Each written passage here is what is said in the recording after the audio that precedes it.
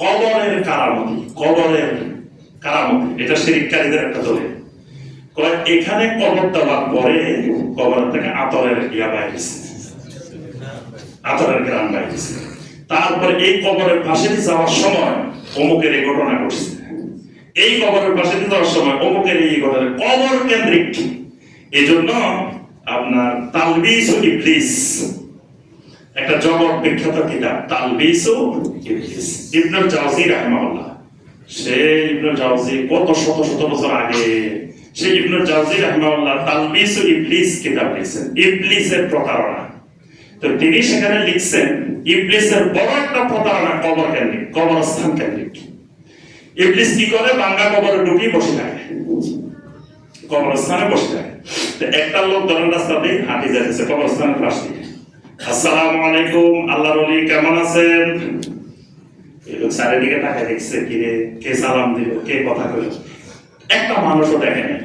তার সামনে পিছনে কোনো দিকে কি নেই, মানুষ। কয় আল্লাহু আকবার, আমার বেলায় কারামতি বুজুর্গি তো অনেক উপরে চলে গেছে। কবর থেকে মরা মানুষ আমাদের সালাম দিতেছে, আবার বলতেছে কেমন আছেন, খবর নিচ্ছে, আমার আল্লাহর ওলি কইছে। তাহলে বোঝা যায় মরা মানুষও আমার চিনি গেছে আমি যে আল্লাহর ওলি। শয়তান এই এতটুকু পর্যন্ত থামিয়ে দিয়েছে। আরেকদিন এরকম এক রাস্তা দিয়ে যেতেছে, আশেপাশে কোনো মানুষ নাই, কারণ মাঠের মাঝখান দিয়ে এক রাস্তা দিয়ে হাঁটি যেতেছে।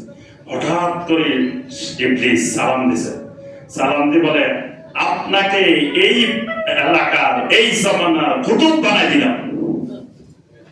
এখন ছেলের দিকে তাকাই দেখে কিরে কেউ তো নেই। মাশাআল্লাহ, বুজুর্গি এমন পর্যায়ে পৌঁছে গেছে, আল্লাহর পক্ষ থেকে গায়েবী আওয়াজ চলে গেছে। গায়েবী আওয়াজে আল্লাহ বলে দিছে কি, যে আমাকে আল্লাহ এই এলাকার কি বানাই দিছেন, কুতুব বানাই দিছেন। কানে কানে একটা যাই বলছে, শুনো এই কথা কিন্তু জীবনে কারোরে বলা যাবে না, যে আমার এরকম গায়েবী আওয়াজ আসছে, আল্লাহ বলে দিছে আমার এই এলাকার কুতুব বানাইছে।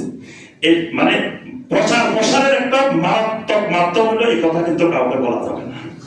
যদি আপনি চান যে আপনার কথাটা দ্রুত প্রসারিত হোক, কথার আগে দিয়ে বলে দিবেন যে ভাই খবরদার, কিন্তু কথা এটা জীবনে কারোর বলা যাবে না, খালি এটা বলে দিবেন, দেখবেন যে মুহূর্তের মধ্যে সারা পৃথিবী ছড়াই গেছে।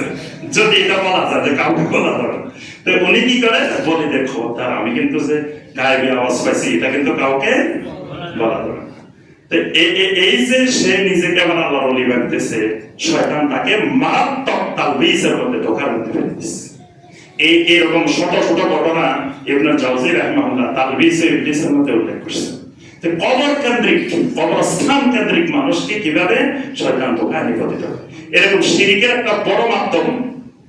দেখবেন যদি শোনা যায় এই কবর থেকে মারা যাওয়ার পরে আতরের গ্রাম বাইরে, মাঝে মাঝে সিলেটে কোন কবর থেকে নাকি বাইরে আতরের গ্রাম বাইরে, শুনেন না?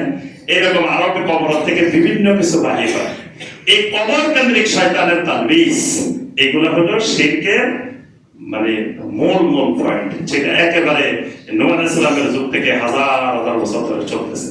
আল্লাহ রাব্বুল আলামিন আমাদের সবাইকে সমস্ত রকমের শিরক থেকে আল্লাহ পাক আমাদেরকে বেঁচে থাকার তৌফিক দান করুন। আল্লাহ রাব্বুল আলামিন আমাদের সবাইকে তাওহীদকে জানার, তাওহীদ বুঝার, শিরক মুক্ত ঈমান ও আমল করার আল্লাহ পাক তৌফিক দান করুন।